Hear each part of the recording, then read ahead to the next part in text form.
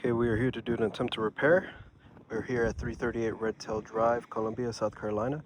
We have our area prepped and ready to go. Now, we already did document this attempt to repair and it failed, so we'll show that in a minute, but we got interrupted, so I'm just gonna go ahead and do it again just to be thorough and not having to come back. So let's go ahead and get a overview of our area for a photo.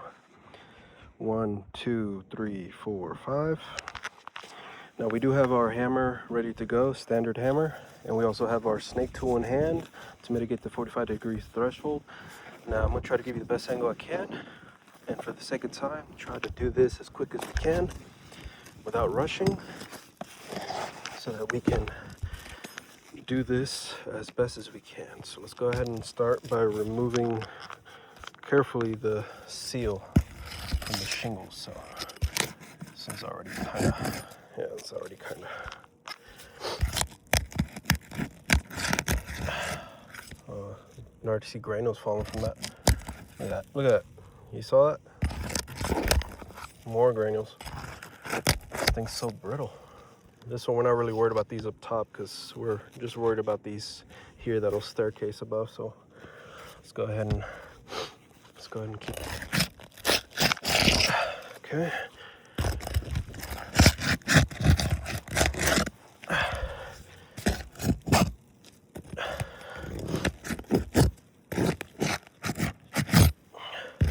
This one's already kind of. Okay, let's get that. That one's good. Okay, all right. So now this is our 3-tap shingle here, our wind damage shingle. Let's go ahead and start removing some nails. All right, we're not going to go above a 45. So, okay, it's one nail. Only a handful more.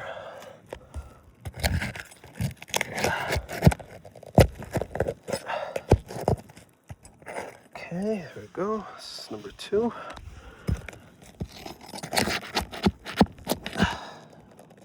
Now we're trying to be as careful as we can when doing a repair. There's only, especially being on a 10 pitch, there's only so much you can do to mitigate that. Okay, here we go. Got another one. Should only be a few more.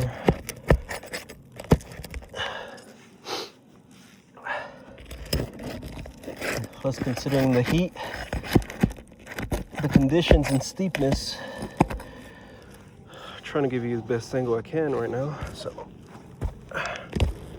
let's see. This should be the last one. That one went right through too. There's a couple of these going right through. The only reason I point that out now is because I can't reuse these holes, which is why I'm not using a new shingle. Because using that's not going to allow me for that integrity to remain intact when putting that shingle back in. So we should be fine. Let's go ahead and see where we're at.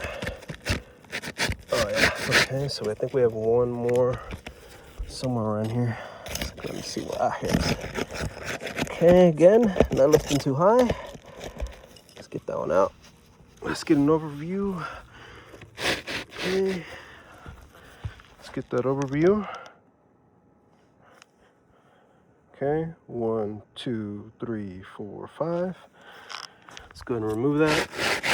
Now notate when I do remove it, look at the granules, like I said before. Look at the granules fall. Let's put that aside real quick.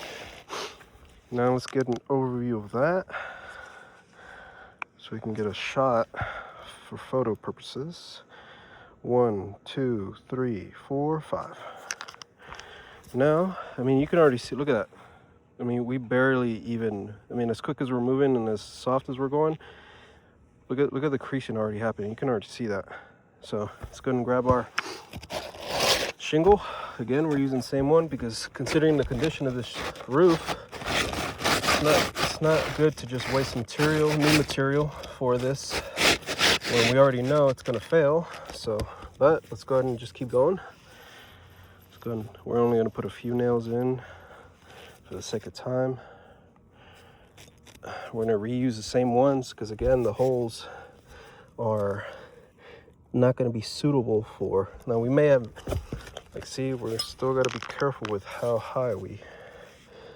So again, the nails, putting back in the same hole, new nails is not going to matter because these new nails are not going to catch to this to the new one. So let's go ahead and grab our hammer. And you can already see the granules too in the valleys. I mean, just look at the amount of granules falling. So let's go ahead and, this is going to make it easy to get under here. Again, so we don't make it lift too high. Let's make sure we get that good angle.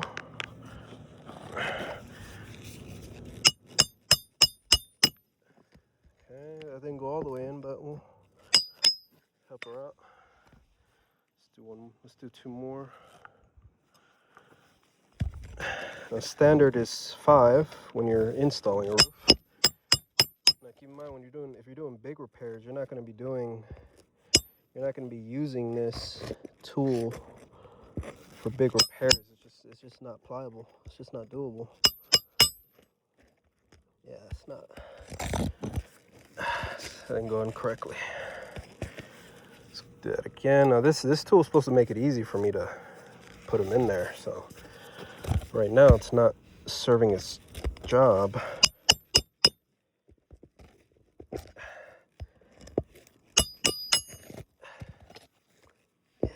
It's not wanting to go in.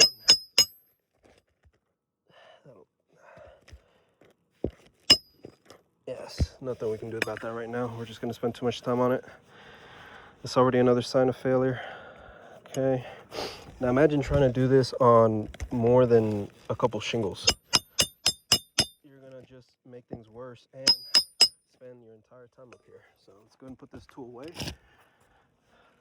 Let's go ahead and get a closer look. So if you want to go ahead and see, let's get for photo purposes, let's go ahead and get an overview of that. 1, 2, 3, 4, 5. Again, as you can notate, all the creasing already. I mean, look at that. That's terrible. That failed brutally. You can even see the slight diagonal crease here. Let's go ahead and mark it for the visual eye to see. Here. I mean, I could hear these granules falling as I was working. So, as you can see now, so and just look at the granules fall as you can, like I said, that's not good at all. So we were doing this attempt to repair here, but we got interrupted with the iPhone, so we went ahead and did it again just to be thorough. So overall, like I said, this is just not going to work out because repairing these, you're only going to damage the shingles right above it, and then the next column right above it, and it's just going to staircase. And then you have other wind damage shingles that you have that's just going to connect to those, and it's going to come over to the other facets. And then with the woven valleys, that concerning code 18-20 inches to the right or left, either direction, you're concerning the other facets. At that point, you're encompassing the entire roof together, and it's going to be a whole issue. And with all the other wind damage shingles all around, I mean, you can notate the ones here on that slope, missing shingles there, and in the valleys, I mean, that's just gonna, now you're dealing with the whole roof, and that's just gonna topple over to the other side, and the back's even worse. So overall, like I said, we did the attempt to repair. We'd like the insurance to consider the homeowner to be brought back up to a whole state and to be able to supplement for a full roof replacement. Again, thank you for your time, and we hope that you enjoyed this video. Thank you again. Have a good day.